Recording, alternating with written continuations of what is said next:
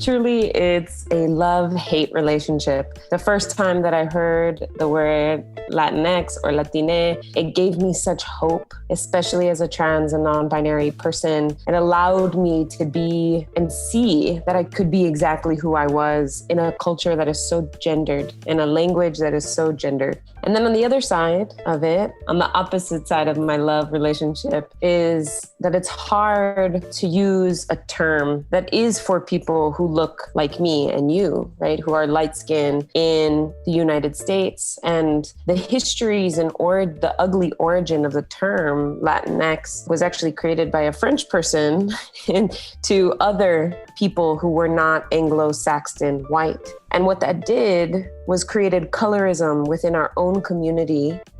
Welcome to Latinx in Power, a podcast hosted by Thaisa Fernandes. Welcome to Latinx in Power, a podcast with the goal of helping to demystify tech. The way we do that is by interviewing Latinx leaders all over the world to hear their perspective and insights. Today, we are talking with Adi Mendiola Barreto. Adi's pronouns are they, them. They are second-generation Mexican and Puerto Rican, non-binary and trans. Adi is also a speaker, consultant, and activist. They received their BA in Public Relations with a minor in LGBTQ studies. After living in both coasts, they are back home in Chicago. Welcome, Adi.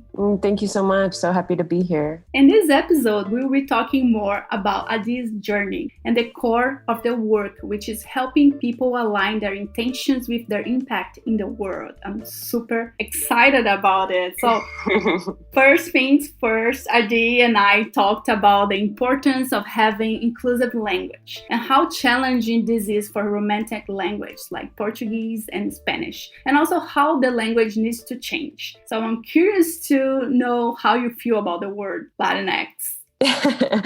Well, truly, it's a love-hate relationship. The first time that I heard the word Latinx or Latine, it gave me such hope, especially as a trans and non-binary person. It allowed me to be and see that I could be exactly who I was in a culture that is so gendered, in a language that is so gendered. And then on the other side of it, on the opposite side of my love relationship, is that it's hard to use a term that is for people who look like me and you, right? Who are light-skinned in the United States. And the histories and the ugly origin of the term Latinx was actually created by a French person to other people who were not Anglo-Saxon white. And what that did was created colorism within our own community, Latines or Latinx people here in the United States, where people with light skin or white Latinos were pushed to the front of careers, industries, entertainment, etc. And so I have many Afro-Latino friends and people that I have listened to for years telling us that this term has never included them and has actually completely ostracized many Black and Indigenous Latines or Latinx people here in the United States. And so I think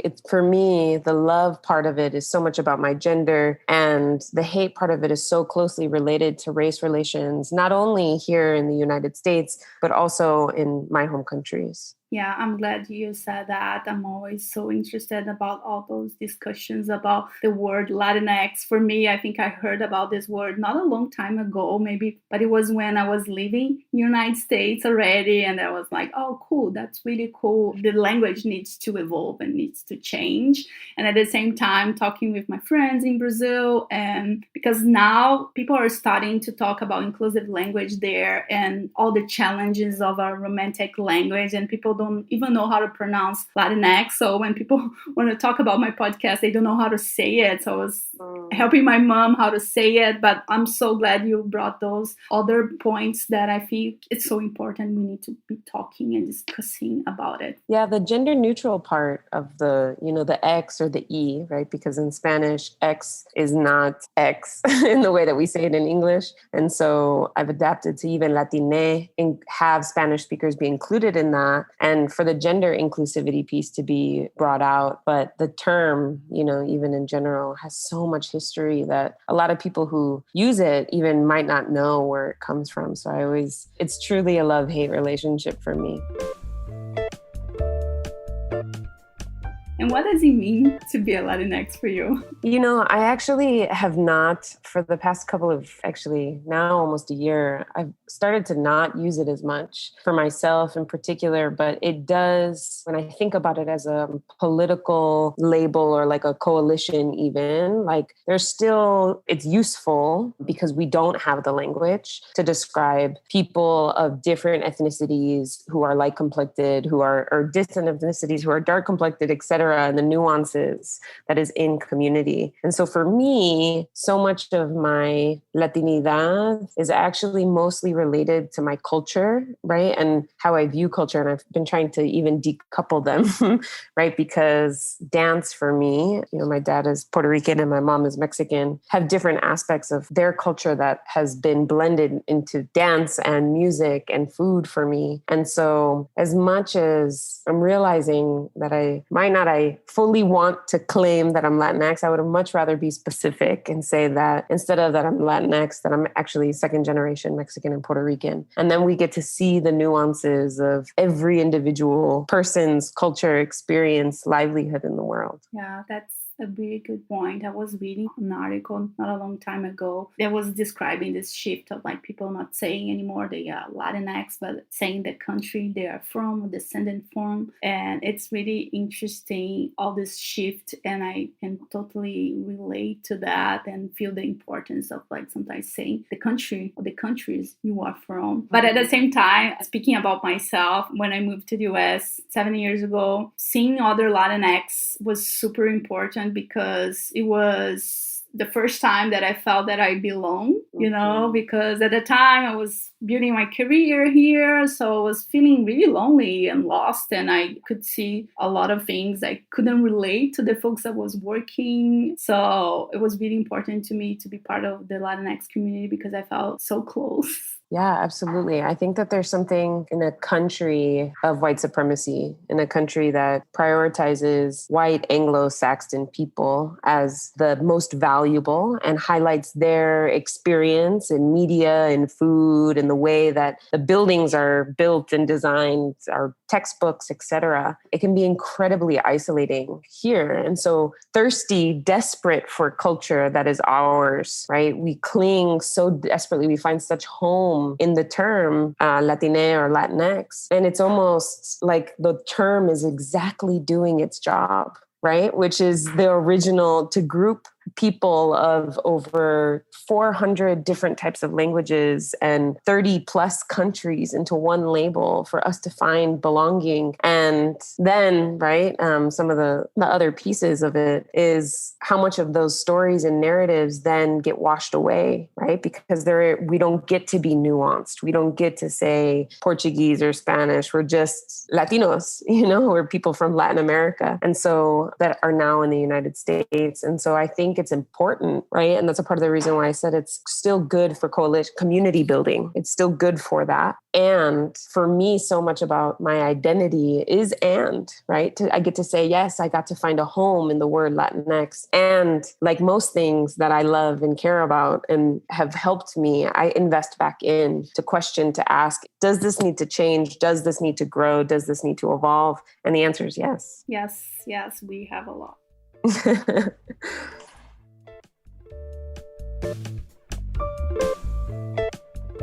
Public speaking is the worst nightmare of many Latinx friends, including myself.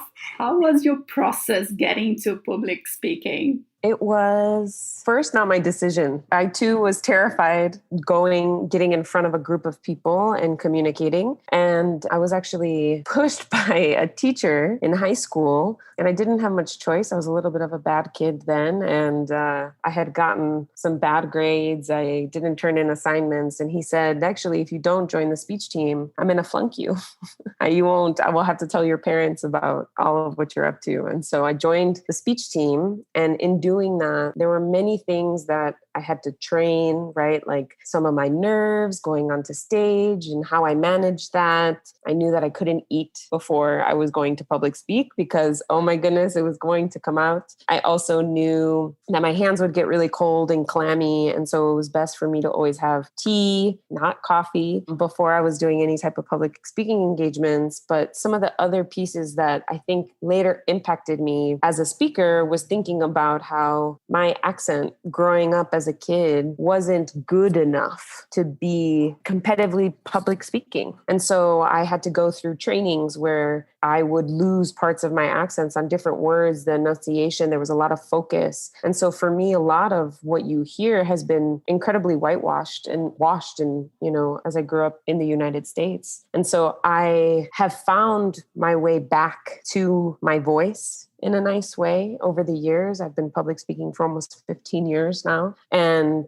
so much of me finding my voice was saying my name how it was supposed to be said, Adi Mendiola Barreto, right? And owning that there is going to be multiple ways to refer to me, yes, in English, but also in Spanish, and some of the nuances there. And bringing that into my work felt incredibly empowering after having so much of it had to be stripped away in order for me to be hireable. And so I think coming out of tech really gave me an idea as to who are the people that want to hear me speak unfiltered, who are the people that are willing to value my voice, my experience, my opinions without asking me to dim down the parts that do not fit into their narrative of what being American or living in the United States might be. So it's been quite a journey and it has taken a lot of time, but it is something now that I love so much because it gets to be all of me and not just parts of me. That's really cool. And I really like that you first mentioned the self-awareness work that you did. First, paying attention on how your body felt when you did any public speaking and how you could deal with that. What are the tools and things you can do to minimize that or help you to feel more comfortable? You mentioned the tea and your hands, so that's really, really cool. Also, the second part of understanding how the way you used to speak was whitewashed and reclaiming that, doing this process, and also finding places you wanted to speak, you felt more comfortable and you could be yourself. That's really, really amazing. And I feel that maybe two things for other Latinx, but I think immigrants in general, folks with English as a second language, I think the accent, it's a huge part for us that sometimes it's just a blocker, but a lot of the times it's just finding your place, finding your audience, and also doing this process of feeling good about yourself and understanding that everyone has an accent. Exactly. There's, especially in the United States, there's so much shame or I remember I went to an all-white high school and it was very jarring for my system after being in predominantly around Latinos, around Black folks, around Filipinos, around all different types of people except white people. And so when I went to high school, I remember feeling shame that I spoke Spanish. I remember feeling embarrassed that I couldn't pronounce things or that there were even American idioms because my grandmother, who is from Mexico, lived in our house growing up. And so I didn't get all the American idioms or some of the jokes that were happening. And I remember the shame that I felt too around how I spoke, how I sounded, and what that meant about my value. And so much of, the self-awareness piece, is so deeply connected. Yes, just as much as it was physical, understanding my surroundings and being able to see myself apart from my surroundings was also huge. Really cool.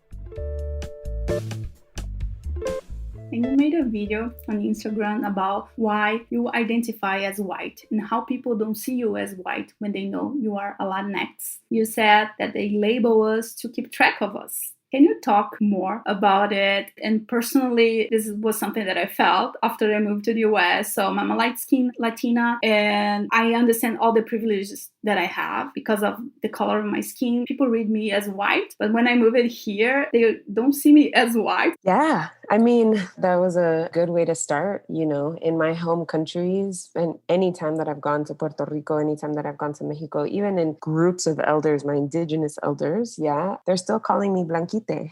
And so I'm mixed. I have a lot of different types of ancestry, especially because Chinese servants were indentured in Puerto Rico. And so I have Asian ancestry, I have African ancestry, I have indigenous ancestry, and I have European ancestry. And so I made this video because I was hearing a lot of other Latinos or Latinx people who look like me and you calling themselves brown and saying and using their Latinidad as a defense, as a shield for their own anti-indigeneity, anti-Blackness, racism, xenophobia. And so the inspiration for this video was truly to level set about the reality of race and the constructs of the labels like Latinx that is in today's society in the United States. The term was originally created for the census. And as you know, the census is to see how well settler colonialism is doing, right? Which is the replacing of the original people here with a new set of people and governing, right? Something very similar is happening in Palestine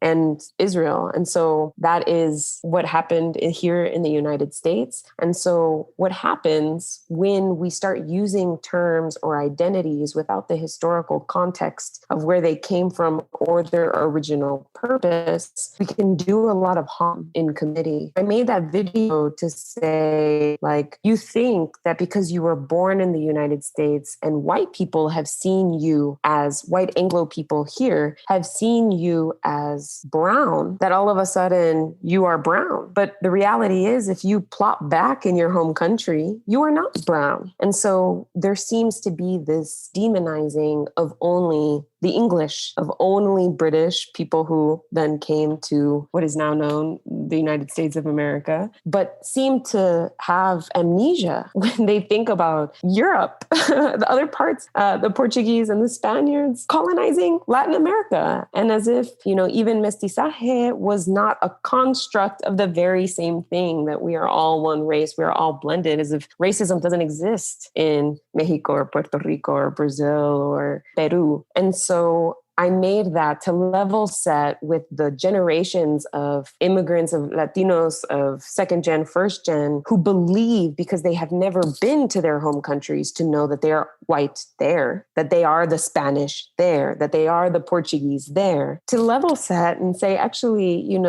your skin doesn't change. Let's put a brown crayon next to you. You aren't brown. And when we talk about racial inequity in the United States, and a Black person, an indigenous person, a dark-skinned person is saying their experience, this is not the time for you to say how you've been discriminated against because of your last name. This is not the time to say, what about me too? I use a framing pretty often in my work, which is at the ER, at the emergency room, the doctor, when they get a bunch of patients, right, they prioritize based on who is hurting the most, and they direct all of their resources. So if you have one person, for example, with a sprained wrist and another person bleeding out, the doctor is, of course, going to choose the person that's bleeding out. In the context of conversations about race in the United States, I often would hear Latinos, Latinx people complaining about their experience, saying, in this scenario, they're the people with the sprained wrist, right? Saying, well, I need service too. I need help too. Not realizing that Afro-Latinos, indigenous people, right, are not only losing their land like they are in the Amazon and all parts in Central and South America, that we should actually be organizing for a community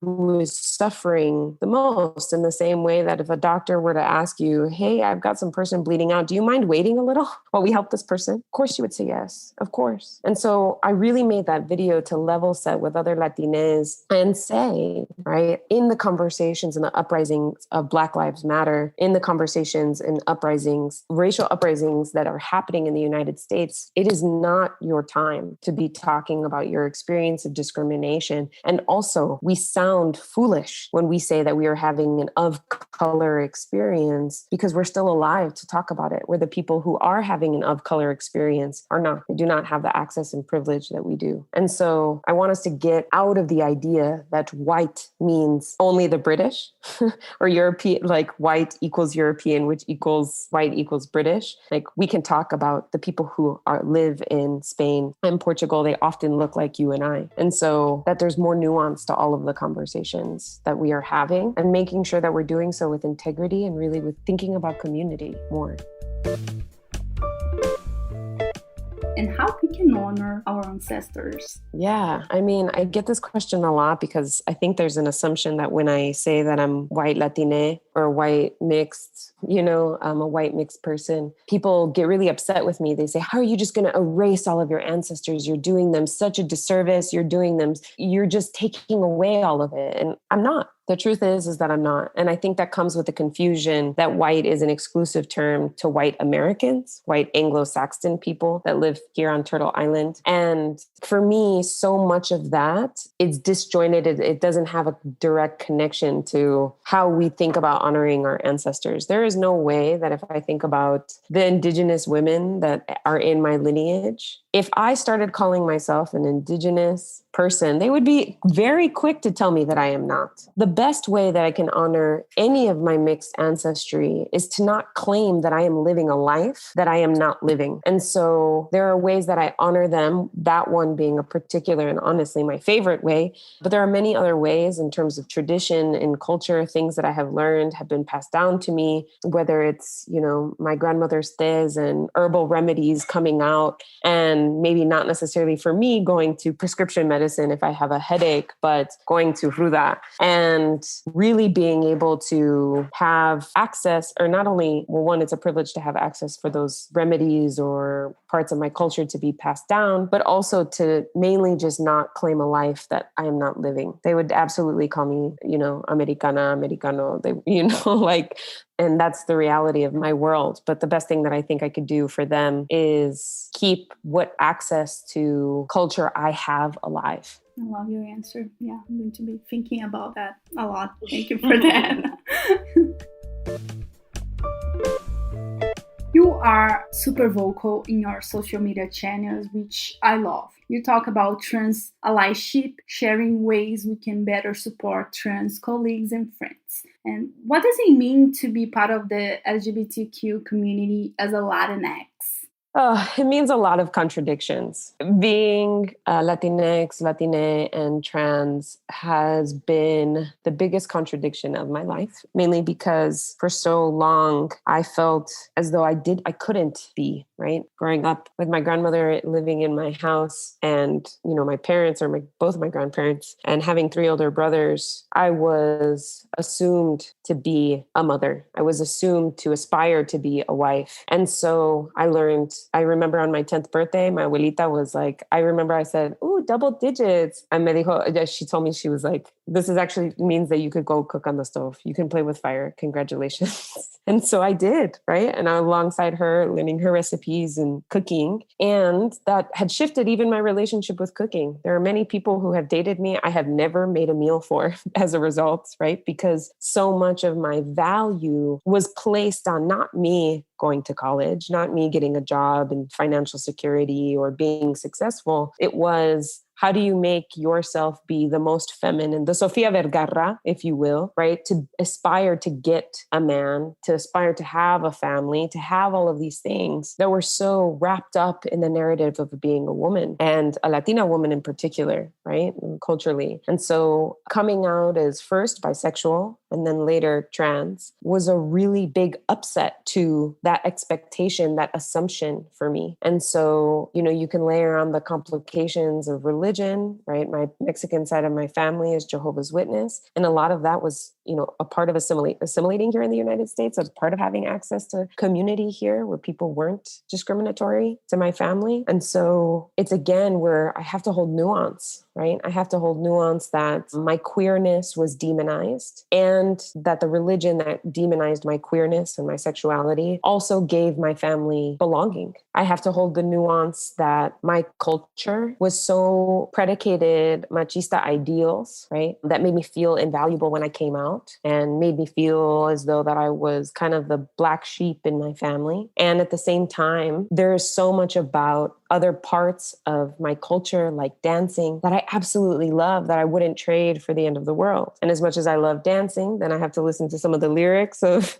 the songs that I'm dancing to, and maybe even I'm like, oh, this is so terrible, but the beat is good. And again, then I'm operating from scarcity because I want to dance to the music, but the music is machista. And then I'm like, oh, and I get into this almost rabbit hole. And so I'm so deeply committed to creating a culture in my life that honors all of me, that honors who I am, all of my queerness, all of my transness, remembering and actually using that as a way to honor my ancestors, knowing that homophobia and transphobia are actually European ideals. There were queens in Africa who would have people call themselves kings. She would be called the king, and she would have an entire row of men in dresses. And that was like a normal thing in society. But at the same time, in Spain and in Britain, people were being executed for being homosexual. And so that contradiction, that history lives in me. All of those pieces that like my indigenous ancestors from Mexico did not have and did not speak a language that was gendered. They didn't care and think about gender in that way. In fact, they didn't assign gender when people were born. They just let them be, and people had mixed energy, and it was very normal. And so a part of my identity is absolutely reclaiming my own history in this and understanding that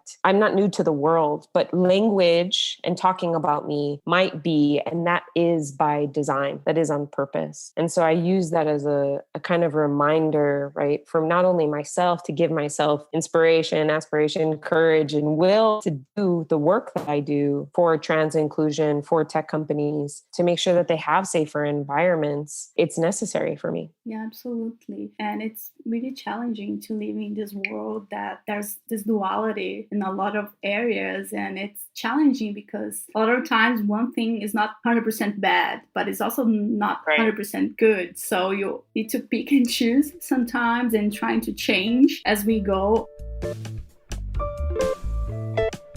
I'm just curious if you have any resource you would like to share with us, or any tool that help you to navigate better in those scenarios. Yes, my Instagram is filled with some different resources around pronouns. I will often share about my own experiences, or there are some trans-led organizations that also do like Ask Me Anything. So if you are wanting to learn more, but you don't want to ask a trans person and you've already researched on Google, then there's trans people who have literally made that their job, myself included, right? So I have anything from like coaching sessions if people are either curious or want to talk more about their own gender or sexuality. We can do that and find language for it. And it's not just LGBTQ people, right? The work is for everybody. And I think the best resource or the best piece of advice that I can give somebody who's interested in making sure that the world is a more expansive place is to look inward. And, you know, somebody the other day was like, oh, what you're asking for is for people to have like an existential crisis around gender. And I was like, yes, because gender is the root, is how the world is categorized, especially here in the United States, but really everywhere. And so I think that having allies who are interested in committing themselves to making sure that they support LGBTQ people, the first thing that they can do is look inside. How much of the harmful ideology am I perpetuating out? How much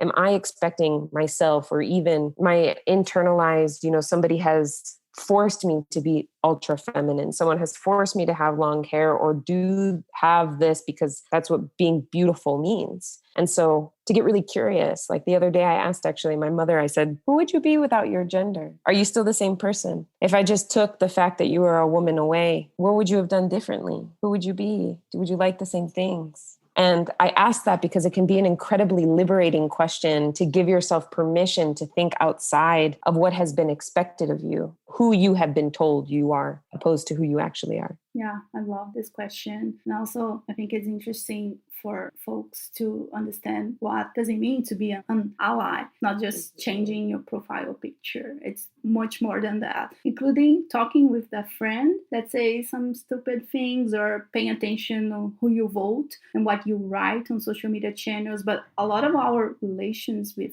people and family members, and it's not easy, and it's not meant to be easy. It's hard, but we need to do something. Yeah, absolutely. There was something that I saw the other day, and I almost sent it to a friend, because I think there's a wrong assumption even in the way that we think about like something like romantic partners. Family, you don't choose your family, but you do choose your friends, and you do choose the people that you date and the people that you spend your life with or are in romantic intimacy with. And some people are like actively choosing relationships with peoples who have vastly different ideals than them, who are homophobic, who are transphobic. And those people who are committed, I have a friend who is like, she's in her late 30s, and her access to men, and because she's got a PhD, like all of this, it makes her very intimidated and intimidating to men, to cisgender heterosexual men, especially as she's Latina. And so she's like, well, I'm dating this dude and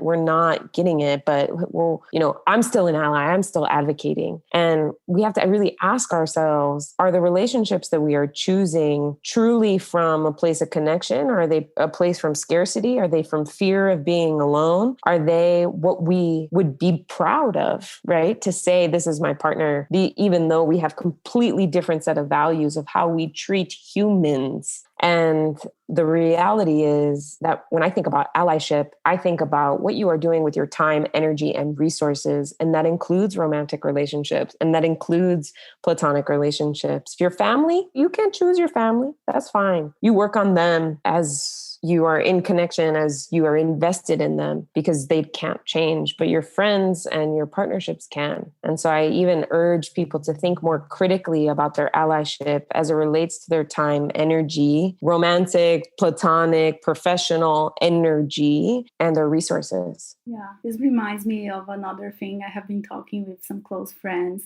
We don't learn the sense that we can have breakups in friendships. We don't know how to do it. We don't do it. We go friends, or we continue to be friends, but the other person doesn't have anything that you can relate. And this is really cruel, I think, for both sides. So we have been talking about that, how we can have breakups in friendships. And I think it's so important. It's so important that we need to do that. Totally. Well, I think it goes back to also not having the language, right? I think a lot of people are afraid of conflict because they don't know how to approach things. They don't know how to de-escalate things when things get too intense. They don't know how to assert a boundary to say, actually, I don't want to be spoken to in that way. And it's making me feel like I can't trust you, and it's making me actually really upset. I'm going to go and cool off for a minute, but I will return. We don't know how to do any of those things. And so it makes breakups, and it makes conflict and energy, and even the term emotional labor, right? People being like, oh, I don't want to invest emotional labor into this. But you invest emotional labor into everything. If you're existing, if you are a human, you have emotions, and you are doing something with them at some point. And so I do think that a lot of it is both conflict resolution skills. And I also say that as a survivor. I also say that as somebody who's experienced abuse, and understanding that sometimes it is okay to not talk to somebody after they have hurt you, after they have